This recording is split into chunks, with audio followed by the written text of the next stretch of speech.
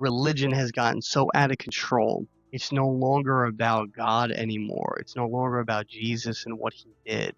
It's become more about sticking to all these rules that culture made up along the way, hundreds or thousands of years since Christ's time, deciding how the collective is going to live according to those rules versus just living individually and as families according to the laws that God put in the Bible for us. I think that's where we are today. I don't know how much longer this goes on. So there was a prophecy from a long time ago that predicted all the popes. It ends with the last pope being the pope that's in this position. This could very well be based on that prophecy, the last pope. I don't know if that's because we're in end times and, it's going to be the end of the world after that, which is probably less likely, but a lot of people believe that. Or is it because people decide they're done with this way of religion and belief in the world? I don't know. And maybe that's not true.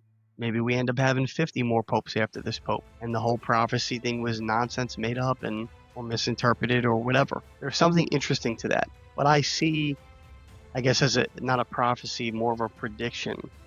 I see a future ahead where people get away from the big churches, get away from worshiping and being a part of and identifying with this way of doing church, and instead go back to smaller, more isolated, more community-oriented ways of practicing our beliefs.